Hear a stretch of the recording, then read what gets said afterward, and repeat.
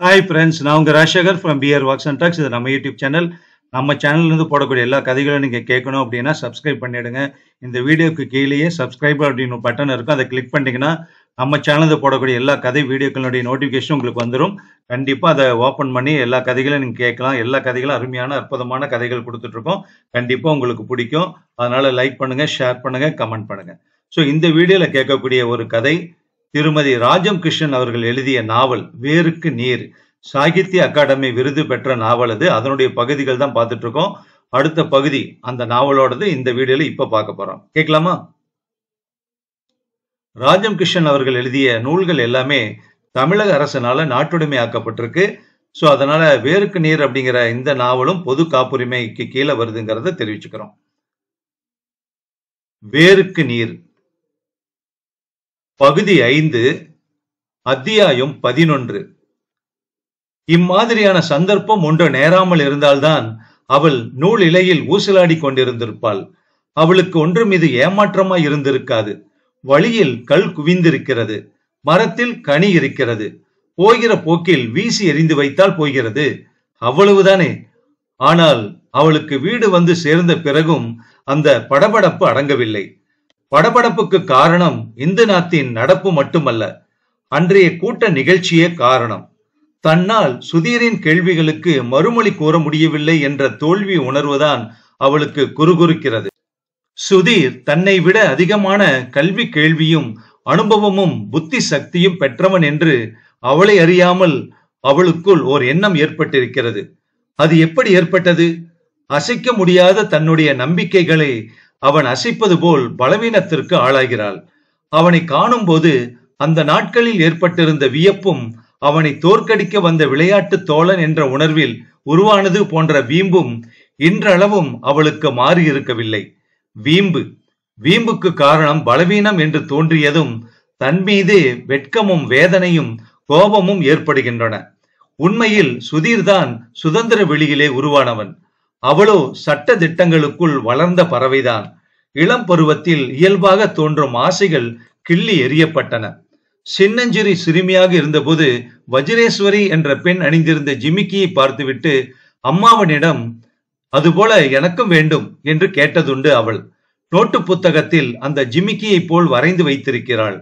அம்மாவன் அவளுடைய ஆசையை கேட்டு சிரித்துவிட்டு காந்தியடிகள் தென்னாட்டுக்கு வந்து ஹரிஜன நிதிக்கு பெண்களிடம் பொன் நகைகளை வேண்டிய கதையை தொடங்கினார். கலற்றி ஒவ்வொன்றாக அந்த பெண் கொடுத்தாளாம். அவர் சிரித்துக் கொண்டே இனிமேல் மீண்டும் இத்தகைய அணிகளை பூணுவதில்லை என்று உறுதிமொழியும் தா என்று காந்தி கேட்டாராம். அந்த பெண்ணின் தாய் குறுக்கிட்டு, ஐயோ, அப்படியானால் என் மகளை மணந்து கொள்ள ஒருவரும் வரமாட்டாரே என்று வருந்தினாளாம். அத்தகைய ஒருவன் வராவிட்டால் நான் மணந்து கொள்ளப் போவதில்லை என்று சொன்னாலாம் அந்த பெண். அப்படி சொல்லக்கூடிய பெண் அந்த காலத்தில் இருந்திருப்பாளாக இருக்கும். ஆனால் இப்போது செல்வ செழிப்பில் பிறந்த சுதீர் இத்தகைய சட்ட திட்டங்களுள் குன்றியிருக்க மாட்டான். அந்த சுதந்திரம் தங்களுக்கே எதிரான அவனை உருவாக்கிய போதும் பெற்றவர் பொறுத்து கொள்கிறார்கள். ஒரு கால் அவள்தான் இத்தனை நாட்களும் ஒரு போலியான நம்பிக்கையில் தன்னை ஏமாற்றிக் கொண்டிருப்பதாக உணர்ந்து சுதீரின் வழியிலே திரும்பினால் தாய், தகப்பன், அம்மாவன் என்ன சொல்வார்கள்? பெரியப்பா அவள் வீடு திரும்பி வருகையில் படுக்கை போட்டு விட்டார். ஏமா இத்தனை நேரம் போன் பண்ணி இருக்க கூடாது? பெரியப்பா நீ தனியாக போகலன்னு நிம்மதியாக படுத்து விட்டார்னாலும் எனக்கு ஒரே கவலையா இருந்தது. காரு உள்ள வரலையே என்று கேட்கிறாள் சின்னம்மா. எதிர்பாராமல் நேரமாகி விட்டது சின்னம்மா. குற்ற உணர்வுடன் தட்டை வைத்துக் கொண்டு மேஜையின் முன் அமர்கிறாள் யமு. நீ போன பிறகு உன்னை தேடிண்டு ஒரு பையன் வந்தா இங்க. கருப்பா ஒல்லியா, அங்கே ஆசிரமத்தில இருந்து வந்தேன்னு சொன்னா. இங்கே இன்டர்வியூ எதற்கோ வந்தானா. யார் சின்னம்மா? எனக்கு தெரியலேம்மா. பெரியப்பா வாசல்ல நிறுத்தி பேசினார். 7:30 மணி வரையிலும் காத்திருந்தான். பெரியப்பா பலகாரம் பண்றச்சே மணி 8:15 ஆயிடுச்சு. ஆசிரமத்தில இருந்தா? ஓ, யாரு? துரையா? பேரெல்லாம் தெரியலம்மா. ஒண்ணுமே பேசலையா? அட பாவமே, திரும்பி போயிட்டாரா? நாளைக்கு காலையில வரேன்னு சொன்னாம் போல இருக்கு. பெரியப்பா சேவா நிலையத்துக்கு கூட போன் பண்ணாப்ல. நீ அங்க வரவே இல்லைன்னு சொன்னாராம் ரங்கநாயகி. பச்சை மிளகாயை நறுக்கென்று கடித்து விட்டாள் யமு. மடக்கு மடக்கென்று தண்ணீரை குடித்துவிட்டு மாடிக்கு வருகிறாள். நீருவின் அறையில் விளக்கெரிகிறது. மரக்கட்டிலில் தன் ஜமுக்கால படுக்கையை விரித்துக் கொள்கையில் நீரு படித்துக் கொண்டிருக்கும் சினிமா பத்திரிகையை விட்டெறிந்து விட்டு, ஹாய், என்ன பிக்சருக்கு போனீங்க என்று கேட்கிறாள் குறு நகையுடன். பிக்சரா? சும்மா சொல்லுடி, உன்னோட ரகசியத்தை நான் ஒண்ணு வெளியே விட்டுட மாட்டேன். என்ன ரகசியம்? ஏய், தாத்தா ஒரு பந்தலிலேயே 2 கல்யாணத்தையும் சேர்த்து நடத்திட்டா செலவு குறையும்னு சந்தோஷப்படுவார். என்கிட்ட எதுக்கு மறைக்கிற கள்ளி? இப்போதுதான் யமுனாவுக்கு புரிகிறது. ஓஹோ என்று சிரித்துதான் எரிச்சலை விழுங்கிக் கொள்ள வேண்டும். ஏய், எனக்கு ஒண்ணும் தெரியாதுன்னு நினைக்க வேண்டாம்.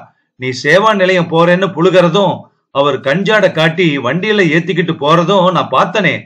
சும்மா இரு நீரு, பேத்தாத. என்ன படம்னு மட்டும் சொல்லிடு. Love and have to make இட்டா? வளராதடி. அவன் எங்கேயோ போனா, நான் எங்கேயோ போனேன் என்றாள் யமு.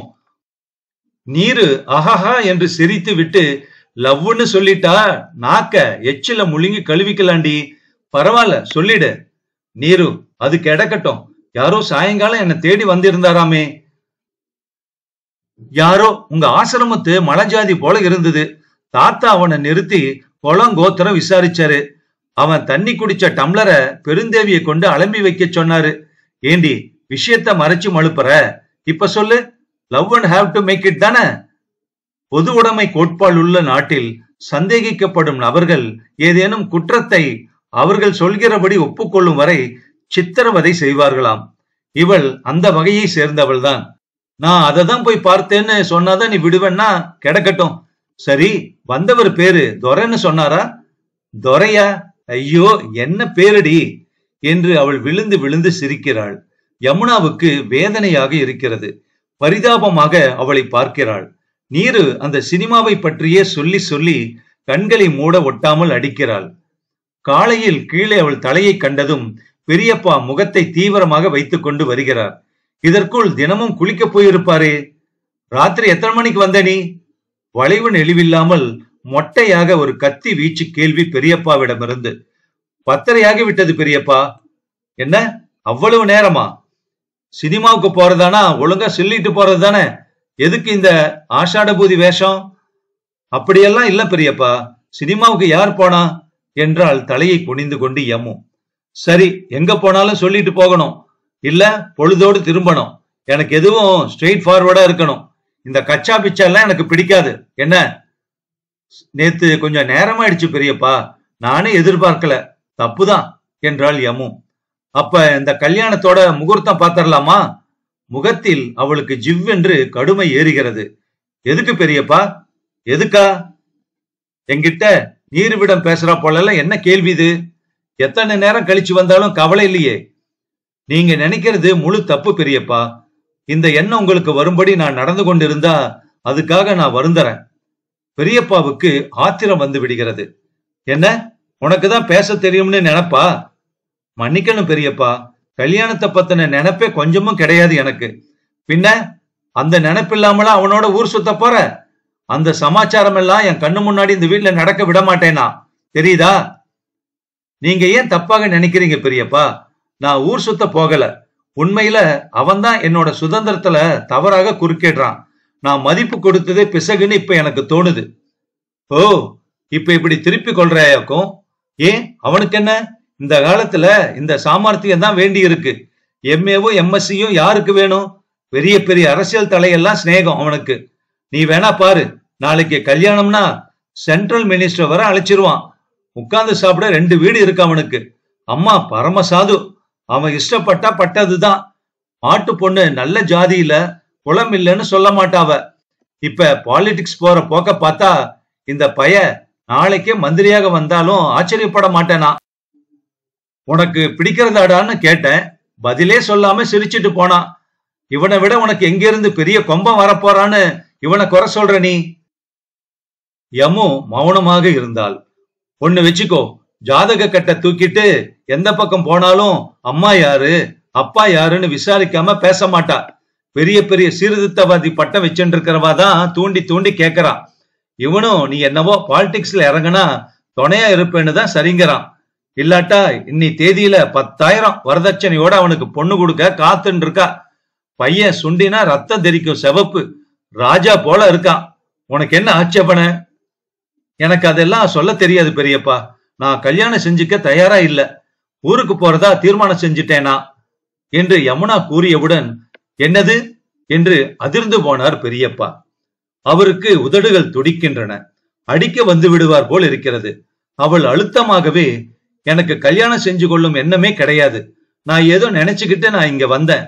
இப்ப நான் ஊருக்கு போறேன் என்று கூறுகிறாள். என்ன நினைச்சு வந்த? பாத யாத்திரையில கலந்துக்கலாம்னு இருந்தேன். இங்க இப்படி லட்சிய பிரச்சாரம் பண்ணலாம்னு அப்பா சொன்னார். அதான் வந்தேன். இந்த சொரக்காய் எல்லாம் சோறு போடுமா? லட்சியமாவது மண்ணாங்கட்டியாவது. வயசு பொண்ண தனிய தண்ணீரை தெளிச்சு அவன் அனுப்புவது, உங்க அம்மா சோத்து மூட்டை கட்டி கொடுத்து நீ வர்றதா? நான்சென்ஸ். உலகம் பெண் குழந்தைகளை துணையில்லாம அனுப்புறவா யாருன்னு காத்துட்டு இருக்கு. நீ தரிகிட்டு போக கூடாது, தெரியுதா? ஒரு தக்க துணையோடு போகணும்னு நான் சொல்றேன். நீ ஊருக்கெல்லாம் போக கூடாது என்றார் பெரியப்பா உறுதியாக. அவளுக்கு என்ன மறுமொழி கூறுவதென்றே தெரியவில்லை. அப்போது சார் என்ற குரல் கேட்டது. யமுனாவுக்கு துணுக்கென்று இருக்கிறது. துரைதான். தோளில் ஒரு பையை மாட்டிக்கொண்டு அவளை கண்டதும் அவனுடைய முகம் மலருகிறது. அப்போதுதான் புன்னகை செய்ய வேண்டும் என்று நினைத்து கொண்டார் போல அவள் முகம் பளிச்சென்று மலருகிறது.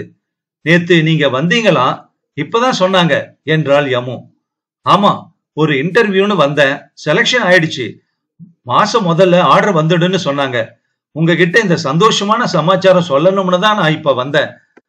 ரொம்ப சந்தோஷமா இருக்கு எனக்கு. இங்கேயே வேலையா? இல்ல, கல்கத்தாவுக்கு போகணும். கொஞ்ச நாள், 3 மாசமோ என்னவோ ட்ரைனிங் போல. இப்ப 400 ரூபாய் சம்பளமும் அலவன்ஸும் தர்றாங்களாம். இது போதாதா என்ன? ஆமா, அதிகம்தான் என்றாள் யமு. பெரியப்பா வாயிற்படியில் வந்து நிற்கிறார். சில வினாடிகள் வந்த காரியம் முடிந்து விட்டார் போல அந்த புன்னகையுடனேயே துரை நிற்கிறான். அவளுக்கும் என்ன கேட்பதென்று தெரியவில்லை. பின் சட்டென்று, எங்கே தங்கி இருக்கிறீர்கள் என்று விசாரிக்கிறாள் யமு. என் நண்பன் வீட்டில். அங்கே எல்லோரும் சுகந்தானே? ஜோசப் சார் பாத யாத்திரை முடிந்து வந்து விட்டார். ஐயாதான் ரொம்ப பலவீனமாயிட்டார். பேசுறதே இல்ல. நீங்க இங்க வந்த பிறகு பிரார்த்தனைக்கு கூட எழுந்து உட்கார்றதில்ல. ஏதானும் சிகிச்சை பண்ணலாம்னா ஒத்துக்கொள்ளவே மாட்டேங்கிறார். அம்மாதான் பாவம். இப்போதெல்லாம் வெளியே காண முடியறதே இல்ல. அவருக்கு நம்பிக்கையே போய்விட்ட மாதிரி இருக்கு. அதை எப்படி கொடுப்பதுன்றுதான் எனக்கும் புரியல. சரி, நீங்க எத்தனை நாள் தங்குவீங்க இங்க என்று கேட்டாள் யமு. இந்நேரமும் அவனை நிற்க வைத்தே பேசுகிறாள். அவனை உட்காருங்கள் என்று பெரியப்பாவும் கூட சொல்லவில்லையே. அதுதான் சங்கடம். இன்னும் 1 வாரத்துல உத்தரவு வரும்னா இப்போ அங்கு ஒரு தரம் வீணுக்கு வண்டி செலவு செய்வானேன்னு தோணுது. உங்ககிட்ட சொல்றதுக்கு என்ன? ஜோசப் சார் தான் பணம் கொடுத்திருக்கார். இங்கு வந்த அப்புறம் தான் கல்கத்தாவுக்கு போகணும்னு தெரியுது. இங்க உத்தரவு வர்ற வரையில அங்க இங்க தங்கி பணத்தை செலவழிக்கிறதுக்கு ஊருக்கே போய்விடலாம்னு தோணுது. நீங்க எத்தனை நாள் தங்குவீங்க இங்க? எல்லாம் எப்படி இருக்கு?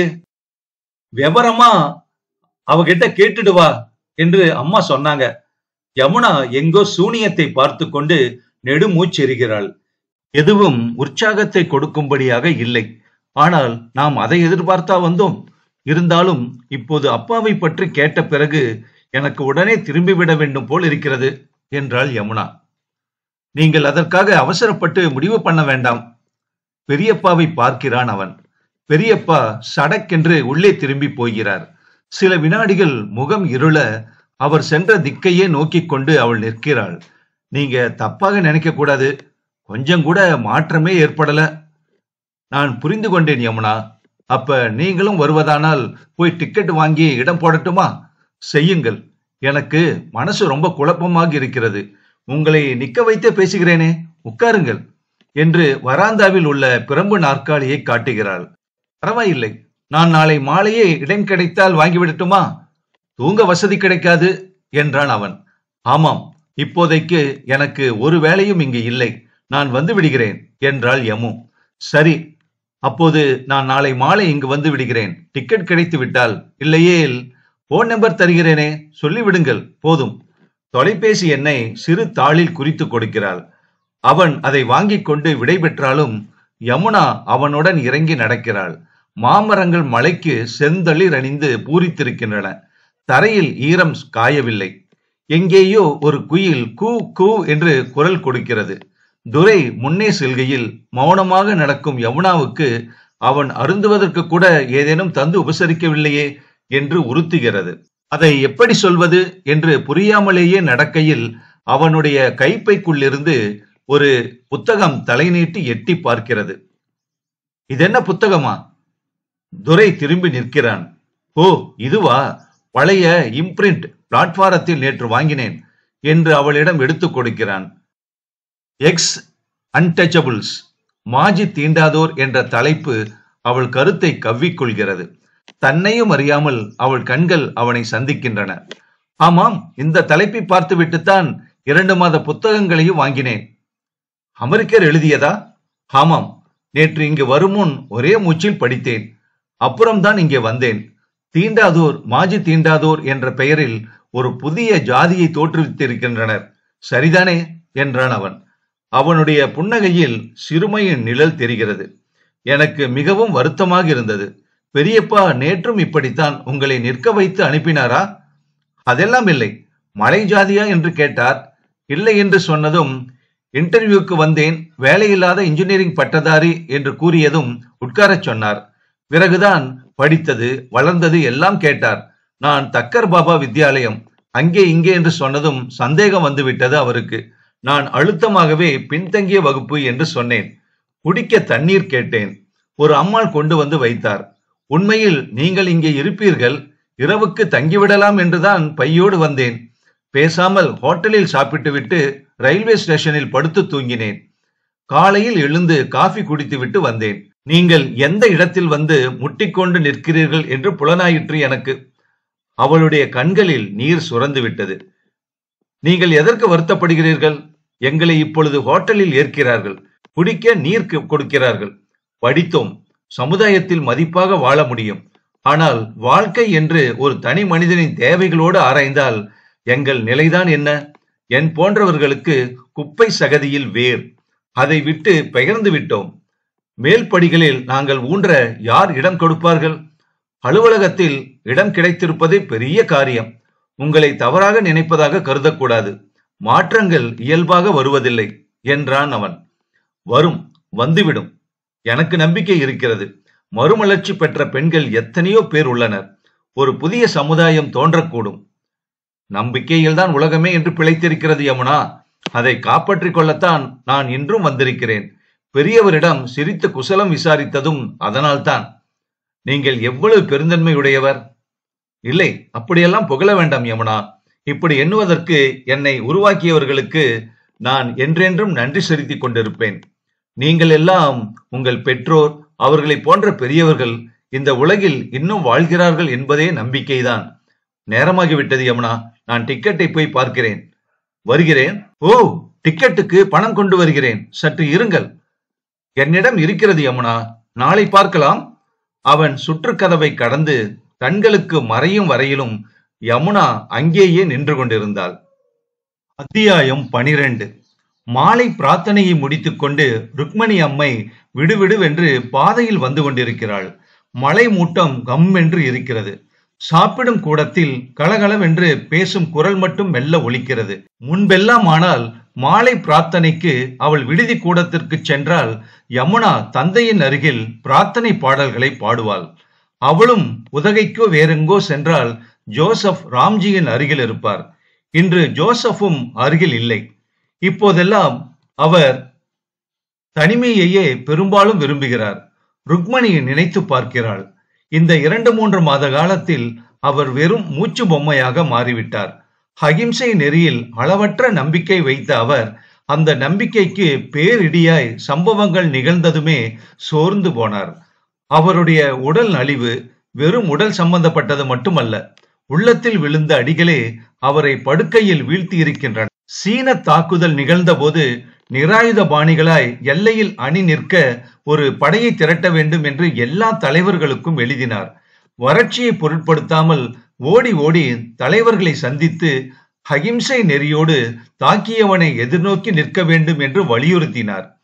அப்படி நிராயுத பாணிகளை வன்முறையில் வீழ்த்தினால் உலகை அது அசைக்கக்கூடும் என்று நம்பினார். முயற்சி விழலுக்கு கிடைத்த நீராயிற்று. அப்போதே ஒரு நள்ளிரவில் அதிர்ச்சி கண்டு கை கால் சுவாதீனம் இழந்தவர்தாம். அவர் உயிர் பிழைத்திருப்பதே அகிம்சை நெறியில் மிஞ்சியிருக்கும் நம்பிக்கை ஒளிதான் என்று அவளுக்கு தோன்றுகிறது.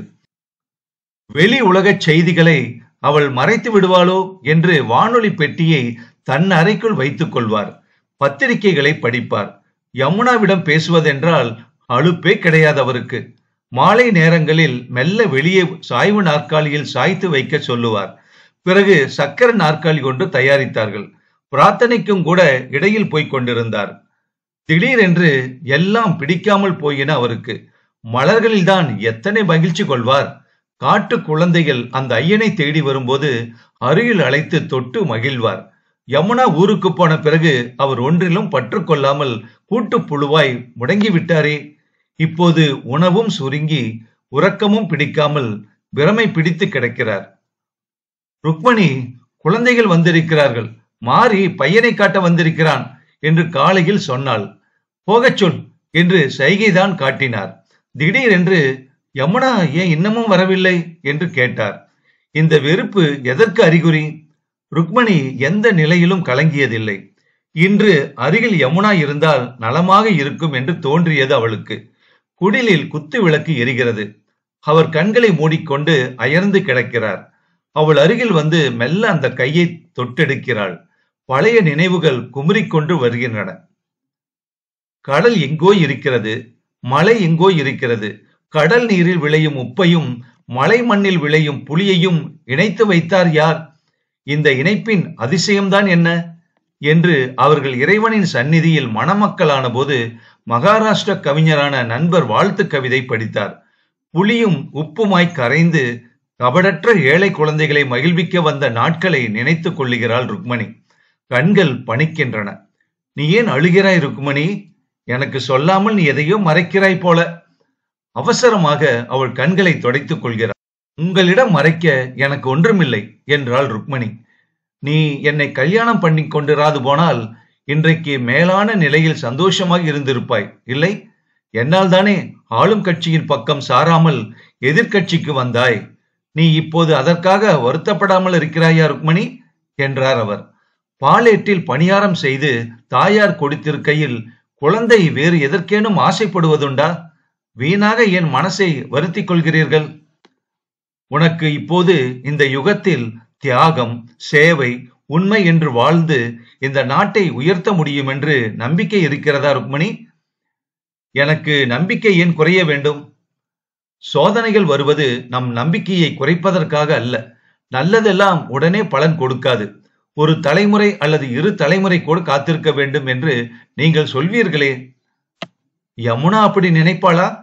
அந்த பொறுமை இந்த தலைமுறைக்கு வருமா? ஒரு காலத்தில் நாம் எப்படியோ நினைத்தவர்கள் எல்லாம் தலை குப்புற சரியும் போது இந்த மண்ணில் தான் விளைய வேண்டும் என்று நட்ட குருத்து வேறு பிடித்து ஆழமரமாகும் என்ற நம்பிக்கை எங்கே வரப்போகிறது? சொல் பார்க்கலாம். ஏன் வராமல்? யமுனாவிடம் நிச்சயமாக நம்பிக்கை வைக்கலாம். எந்த சோதனை வந்தாலும் இறங்கி விட மாட்டாள் அவள். சில வினாடிகள் உத்தரத்தை பார்த்து கொண்டிருக்கிறாள். அவளுக்கு 25 வயதாகிறது. அவர் அடுத்து என்ன சொல்ல போகிறார் என்பதை அறிந்தார் போல் அவள் அமைதியாக இருக்கிறாள். ருக்மணி, கமலம்மா இப்போதெல்லாம் ஊட்டிக்கே வருவதில்லையா? அந்த பையன், அவன் பேர் என்ன? சுதீர், என்ன செய்கிறான்? இப்போது இங்கே வருவதில்லை. யமுனா கமலம்மாவை பார்த்தேன்னு சொன்னாள். அந்த பையனுக்கு என்ன?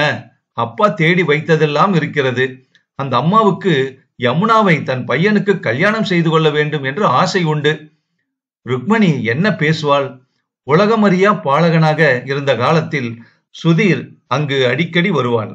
யமுனாவும் அவனும் காடெல்லாம் சுற்றி திரிவார்கள். இப்போதெல்லாம் வந்தாலும் இங்கு வருவதில்லை. ஆற்றை தாண்டி அக்கறையில் நடமாடுகிறான். பிறகு நாட்டு வாட்டம் தீர்க்க நாச வழியே நல்வழி என்று தொண்டு பிரசுரங்களை வீசிவிட்டு போனான். அந்த பெண்ணின் நம்பிக்கையையும் அசைத்து விட்டு போனான் என்றெல்லாம் எப்படி சொல்வது இவரிடம்? யமுனாவுக்கு நாம் செய்ய வேண்டிய கடமை இருக்கிறது. நீ அதை நினைப்பதில்லையா ருக்மணி? எப்படி நினைக்காமல் இருப்பேன்? என் மகள் ஜான்சி ராணியாகணும் என்று எனக்கு இஷ்டமில்லை. ஒரு சீதையாக, ருக்மணியாக, உன்னை போல நெஞ்சு விம்மி முட்டுகிறது அவருக்கு. ருக்மணி அந்த நெஞ்சை நீவி விடுகிறாள். கண்ணீர் பொங்குகிறது. நான் இருக்கும்போது நீங்கள் இப்படியெல்லாம் வருந்தக்கூடாது. அவளுக்கு செய்ய வேண்டிய கடமையை பற்றிய உணர்வு எனக்கு எப்போதும் இருக்கிறது. சிறு வயதில் அவளை அணியனிடம் விட்டுவிட்டு கவலையில்லாமல் நாம் பணியை செய்தோம். அவளை இந்த சாதாரண ஆசாபாசங்களுடன் நாம் வளர்க்கவில்லை. அவள் குத்து விளக்காய் நிழலை தாங்கினாலும் சுற்றுப்புறமெல்லாம் ஒளி காட்டுவாள். ஆமாம், அந்த பையன் துரை எங்கே? ஓ, இன்டர்வியூக்கு போனான் இல்லையா? ஆமாம், வேலை கிடைக்குமாம். அணியனுக்கு கடிதாசி வந்திருக்கு. நல்ல பையன். அவனை பற்றி உன் அபிப்பிராயம் என்ன ருக்மணி? நல்ல பையன், இனிமையான சுபாவம். யமுனாவும் அவனும். ருக்மணியை அவர் பார்க்கிறார். அவளுக்கு இது தோன்றியதே இல்லை. துரைக்கு யமுனா, யமுனாவை துரைக்கு. ஏன் ஏன் நீ ஒன்றும் பேசவில்லை? மனிதன் எத்தனை ஒட்டாது விரக்தியுடன் வாழ பழகினாலும் நம்பிக்கை துளிரை தன் பாரம்பரியத்தில் தான் காண ஆசைப்படுகிறான். பெரிய பெரிய மனிதர்கள் கூட இதற்கு விதிவிலக்கில்லை. நீ என்ன நினைக்கிறாய் ருக்மணி? யமுனா வரட்டும், பிறகு அவள் மனமறிந்து செய்யலாம். எனக்கு என்னவோ அண்ணா இவ்வளவு சிரத்தையுடன் கூப்பிட்டு கொண்டே இருக்கிறாரே என்றுதான். அது ஒரு பக்கம். நம்மை கண்டால்தான் குழந்தையாவது வேற்றுமை இல்லாமல் போகட்டும் என்று சொன்னேன். நான் துரையிடம் சொல்லி அனுப்பினேன். அவளுக்கு எதிர்கால திட்டம் என்று ஒன்று நிச்சயமாக இல்லை என்று தெரியும். பார்ப்போம் என்றாள் ருக்மணி. ருக்மணி அங்கிருந்து எழுந்திருக்கிறாள். இருள் பரவியாயிற்று. ரங்கன் பால் கறந்து வைத்திருக்கிறான். அவள் உள்ளே சென்று அடுப்பை மூட்டுகிறாள். குடிலின் வாயிலில் கால்களை கழுவிக்கொண்டு யாரோ உள்ளே நுழையும் அரவம் கேட்கிறது. அணியனோ? வணக்கம்மா. சமையல் பகுதியின் பக்கம் துரை சிரித்துக் கொண்டு நிற்கிறான். ஆண்மையின் வீச்சான முரட்டுத்தனமோ செருக்கின் துடிதுடிப்போ இல்லை. பணிவும் அமைதியும் முந்தைய தலைமுறையினர் எட்டி நிற்க வைத்து ஒதுக்கிய பரிதாபமும் இன்னமும் அவன் கண்களில் நிழலாடுவது போல தோன்றுகிறது ருக்மணிக்கு. வேலை கிடைத்து விட்டதம்மா என்று மகிழ்ச்சியுடன் கூறிவிட்டு கை குவிக்கிறான். அப்படியா? எங்கேப்பா? இன்னும் 10 நாளில் ஆர்டர் வரும். கல்கத்தாவில் தான் ட்ரைனிங் இருக்குமாம். சம்பளம் 400 ரூபாயும் அலவன்ஸும். ரொம்ப சந்தோஷம். ஆனால் நீங்க போனால் எங்களுக்கு ரொம்ப கஷ்டமாக இருக்கும். முதலில் ஒரு வாரத்தில் ஆர்டர் வருவதானால் இங்கே வீண் செலவு பண்ணி கொண்டு வருவானேன் என்று நினைத்தேன். ஆனால் யமுனா தான் ஒத்துக்கொள்ளவில்லை. யமுனாவா? நீங்கள் பார்த்தீர்கள் அவளை? பார்த்தீங்களாவது என்று அவன் கூறி முடிப்பதற்குள் அம்மா என்று கன்றின் குரல் ஒலிக்கிறது. அலுப்பும் சோர்வும் புழுதியும் அழுக்கும் நீட்டிய கரங்களுள் சங்கமமாகின்றன. இப்போதுதான் உன்னை நினைத்தோம் மகளே என்றாள் ருக்மணி.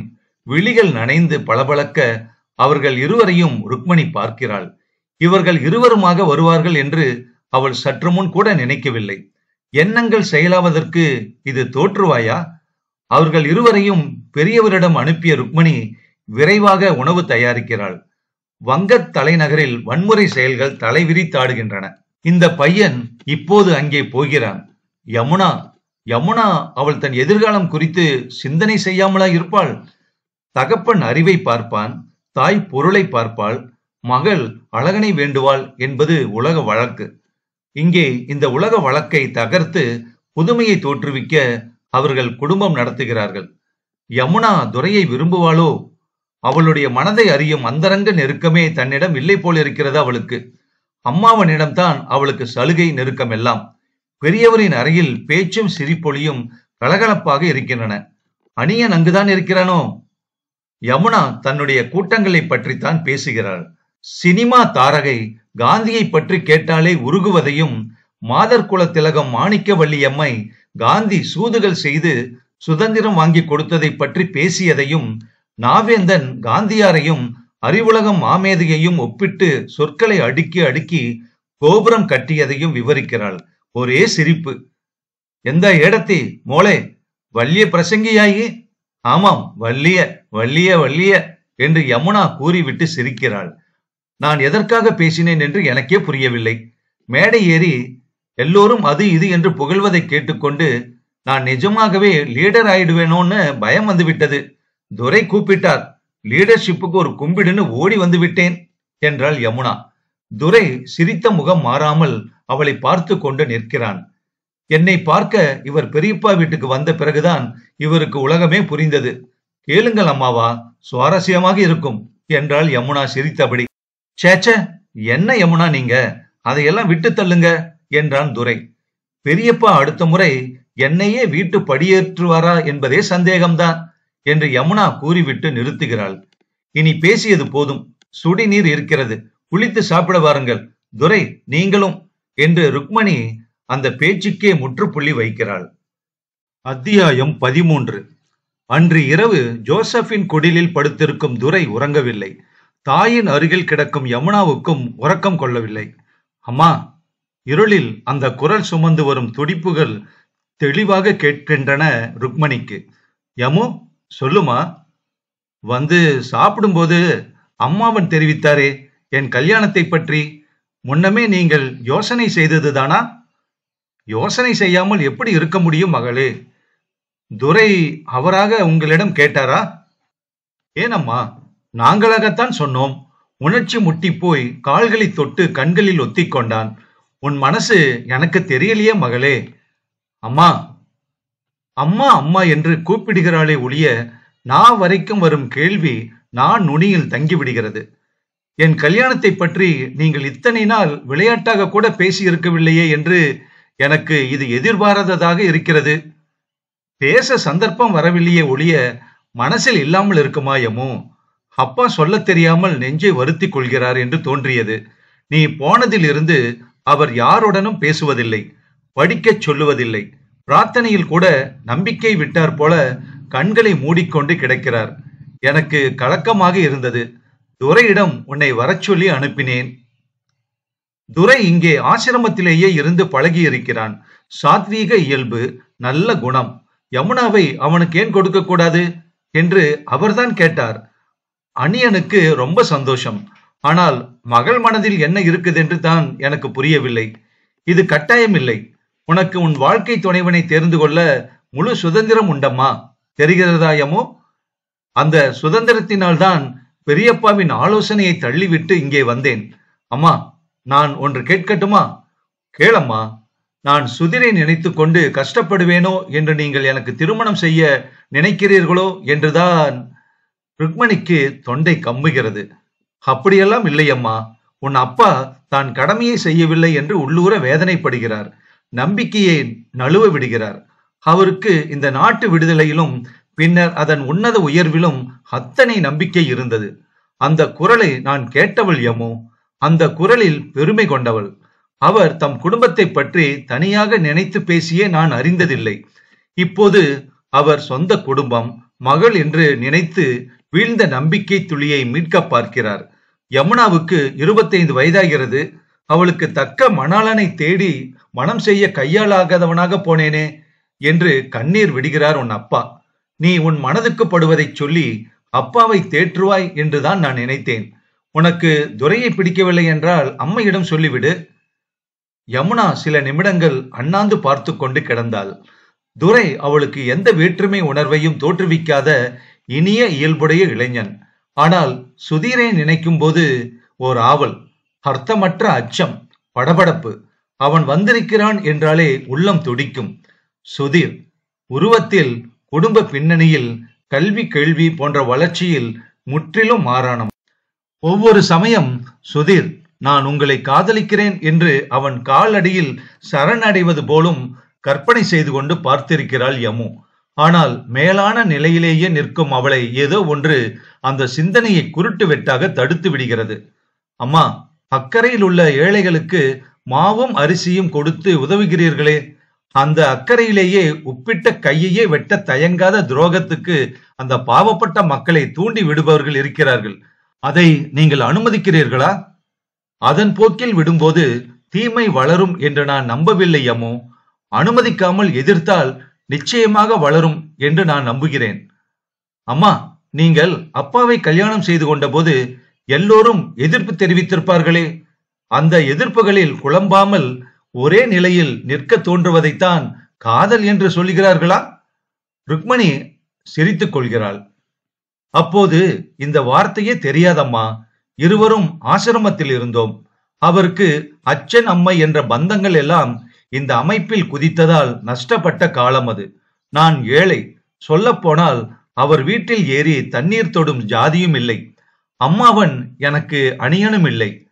அப்பா அவரை அணியன் என்பார். நானும் அதையே உறவு முறையாக கொண்டேன்.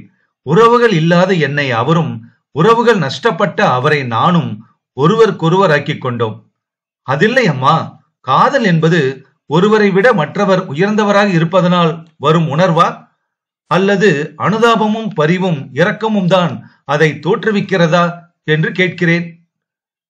எனக்கு இந்த விளக்கங்கள் எல்லாம் தெரியாது மகளே. காதலோ எதுவோ, எந்த நேரத்திலும் அவரை கல்யாணம் கழித்ததனால் நான் கஷ்டப்பட்டதாகவோ நஷ்டப்பட்டதாகவோ தோன்றியதில்லை எனக்கு. வெறும் உடல் பந்தங்களுக்காக, சொகுசான வாழ்வுக்காக, 4 பேர் பார்த்து பொறாமைப்படும் நிலையில் ஏற்படும் கர்வத்துக்காக என்றெல்லாம் நினைப்பு இருந்திருந்தால் எங்கள் வாழ்க்கையும் கசந்திருக்குமாக இருக்கும். யமு, உன் மனதில் இருப்பதை சொல்லம்மா. அம்மா, சுதீர் இங்கே வந்திருக்கிறார் என்றாலே எனக்கு முன்பெல்லாம் சந்தோஷமாக இருக்கும். ஒரு சொல் பேசினாலும் பரவசம் அடைவேன். பிறகு எனக்கு வேதனையும் பயமும். அன்றைக்கு அவர்களுடைய வீட்டில் கமலம்மாவுக்கும் தெரிய வாக்குவாதம் செய்தேன். ஆனால் தோற்று போகும்போது நெஞ்சு துவண்டு விழுகிறது. பெரியப்பாவுக்கு தெரியாமல் ஒரு கூட்டத்தில் பேச ஒப்புக்கொண்டேன். அங்கே சுதீர் வந்து மரியாதை குறைவான, அதாவது கீழ்த்தர அரசியல்வாதியை போல் கேள்வி கேட்டார். அன்றிரவு நான் மிகவும் அழுதேன். நெஞ்சு வெடிக்கும் அந்த துயரத்தில் ருக்மணி மகளை அணைத்து பங்கு கொள்கிறாள். ஊமை காயமான அந்த மௌன வேதனை தாயின் இதயத்தில் கரைகிறது. துரையை கல்யாணம் செய்து கொள்ள விரும்பவில்லையா என்று அவள் எப்படி கேட்பாள்? ஆனால் யமுனா நிச்சயம் செய்து கொள்கிறாள். துரையை மணந்து கொள்கிறேன். ஏனென்றால் வெளி உலகில் தன்னந்தனியே தலை நீட்டும் போது தற்காப்பு ஒரு பிரச்சனையாகி விடுகிறது. நீங்கள் சொல்லும் ஆசைகள், தேவைகள் போன்ற நோக்கங்கள் இல்லாத வாழ்விலேதான் உண்மையை காண முடியும். துரை அந்த வகையில் ஒத்தவர்தானே. இந்த நாவலோட தொடர்ச்சி அடுத்த பகுதியில கேட்கலாம்.